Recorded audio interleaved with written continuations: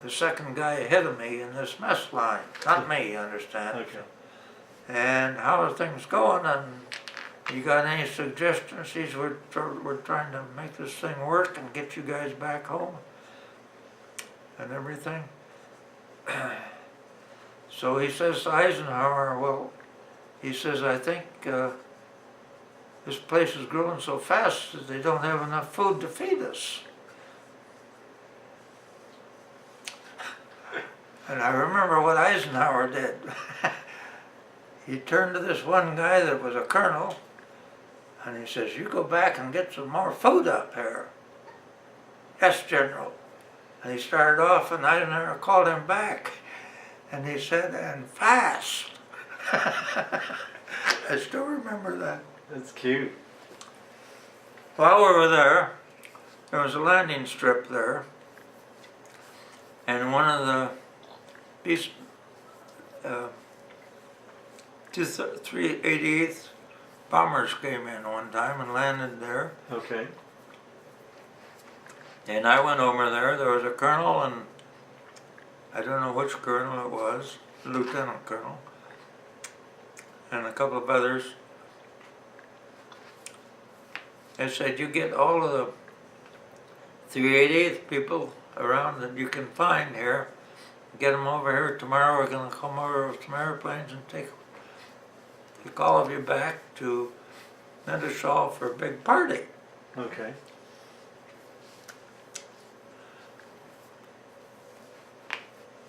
I didn't go because I knew I was sick, and my waist gunner didn't go. I should say that when we were there at Lucky Strike, we ran into a couple of other guys from our crew. Okay.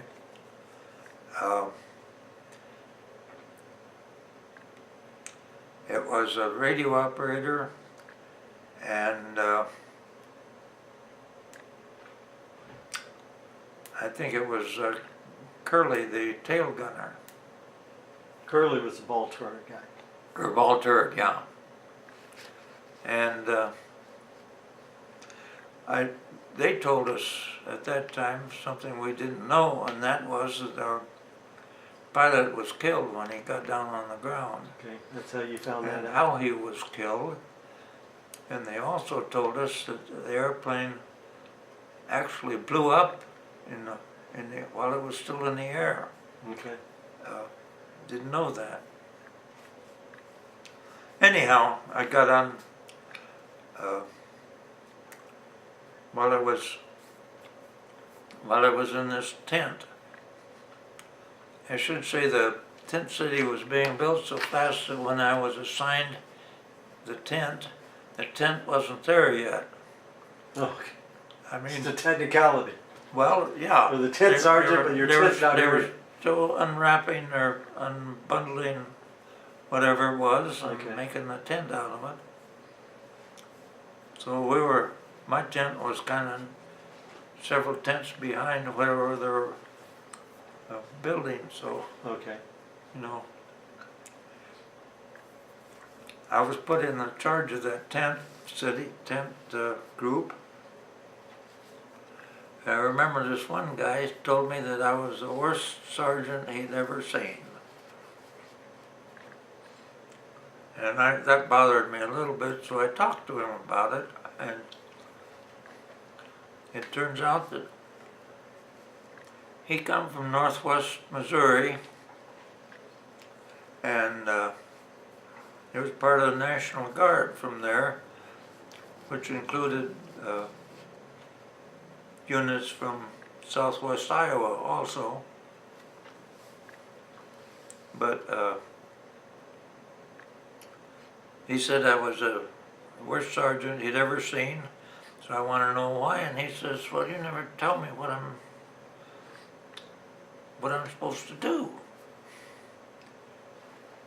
He said, you don't tell me when it's time for meal time. You don't tell me when it's time to go to bed or get up. And he said, that's what the sergeant's supposed to do. And I said, not the sergeant that not my kind of sergeant. He said, no, that's just the sergeant's job, you know. That's the kind of sergeant he had in the National Guard, and Right. that's the way it ought to be. Well, that's infantry. You're the Air Force. Yeah. That's funny. Well, anyhow, Yeah, makes sense. the one guy that was AWOL from my tent, he showed up just before we moved out of the tent and got on a boat on a ship. The ship that we got on, I'm trying to think of the name. It was a pre-war built in like 1938, I think is what the captain said.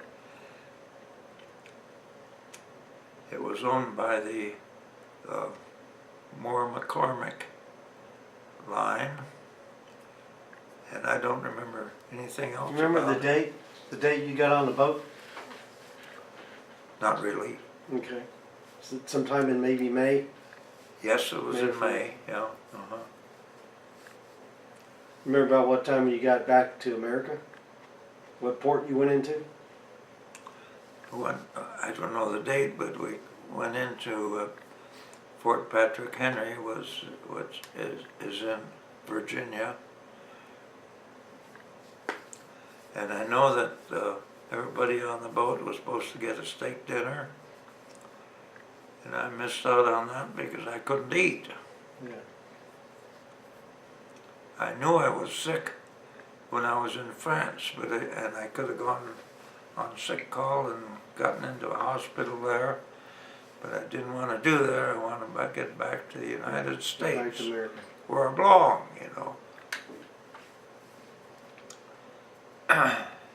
Anyhow, from Fort Patrick Henry, I got on a train and wandered around from there and finally ended up in Chicago. And I was in a fort on the north edge of Chicago up by the Great Lakes training station. I'm trying to remember the name of that fort, but I can't. Oh, something I meant to go back and ask, and I don't know if I missed it or not. You know, the 388th people showed up and they told you to round up anybody if the 388. Were you able to find out anybody else that was there? Did you run across Al Sue or Well, Wayne Daniels? you know, I met these two guys in my crew, Right, Ingfer the radio and Curly the ball turret. right. And the waist gunner, what happened to, or the tail gunner? You met up with the tail gunner too, but what happened to him? Did he end up not making it to Lucky Strike? Well, I didn't Went see to a him different there. team? Okay. I didn't see him All right. there until many years later. All right. So you Really, never, not too long ago. okay. Yeah. So you didn't run across any other 388 guys that were there at Lucky Strike? Well, I don't know. How would you find that out anyway? Would you No. go to the orderly office and say, you got any 388 guys No, around you'd there? have to put somebody say there was a 388. You just yeah. kind of go around looking and see if you recognized anybody from the 388, but you didn't see any anyway. Okay, I just wanted to check on that. All right, so you make it back to Chicago. You remember about what date that Those was? two guys went back on the airplane the Yeah. next day. Okay, those two guys got on the airplane to go back. Yeah. Yeah. Okay. It was sometime later when I was down in San Antonio, which must have been in November. I ended up getting discharged, but I Okay. found my Curly down there. Okay. Uh, This is November of 45. yes. Okay. So I asked him what he did and how was the party. He said he didn't really know. He said after he got off the airplane, he said the party was going and he was in it already. I mean, Oh, plastered. well, They had beverages on the plane? no, No. but it meant it was going on, and so he just kind of joined in. And Oh, okay. he said, I don't know how long it lasted, but he says Ingfer and I, when we kind of came to and sobered up a little bit, we were on a train out in Wales. And we told everybody on the train that we were going to Ireland to drink up all the Irish whiskey. Seemed like a plan. That's the plan. Well, he said that's what they told him. Yeah. So, anyhow, Okay. when I should tell you that when I went down there, that was my time getting discharged. Okay. But San Antonio. the bulletin board was there naming people to do this and do that, you know, get ready for discharge. And up here it would say, Staff Sergeant John Curley, report to Lieutenant so-and-so. Down here there'd be a note that says, Staff Sergeant John J. Curley, report to Lieutenant so-and-so. And the thing was plattered with all these little notes where the sheets were typed out with names and instructions of whatever they want to do. And each one had a special note with his name on it. yeah, and he wasn't reporting. So when I did find him, he said that he had been across the river into Mexico. He told me what he'd been drinking, and I don't remember what it was, but he'd been over there quite a while, and finally he decided he ought to come back. Yeah. Anyhow, Come back and sober up. anyhow, he hadn't changed character at all. Okay. So. And I should tell you one time, when the heck was that? That was the time when we had our crash landing in France. We stayed there in France for several days. And we were in a pub one night. We'd been drinking, and maybe Curly drinking a little more than we had, but when he got to that point, he'd find himself a chair in the corner, kind of like this, and he'd just kind of stay there and watch everything that goes on, you know.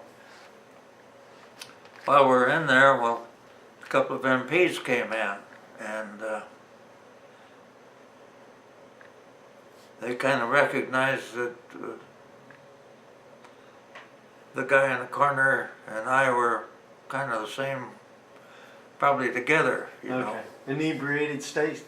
Well, no, Or it's there were half a dozen of us, Okay. you know, but we're in this group, and I was part of that group.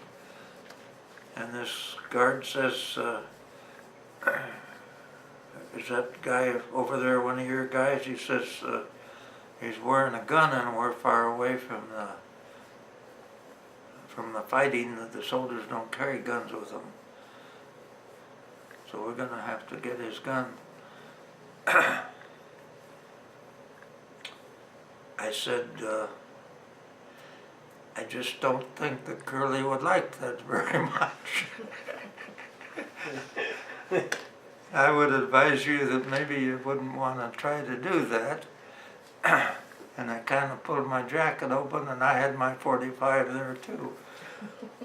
So he and his buddy, the MP and his buddy, turned around and left.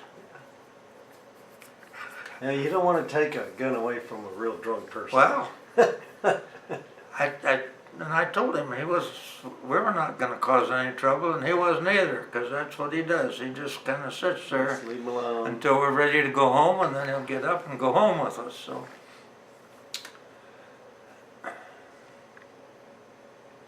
anyhow, Okay. all that, but I finally got into this place in North Chicago, Okay. and they said I should go home now. So Okay. I said, I went to see the sick call, and I said I'm supposed to go home, and I said I'm sick, and I just don't want to go home sick. And I was talking to this kid that looked like he just got out of high school, but he was a doctor. That's the kind you run into. Yeah.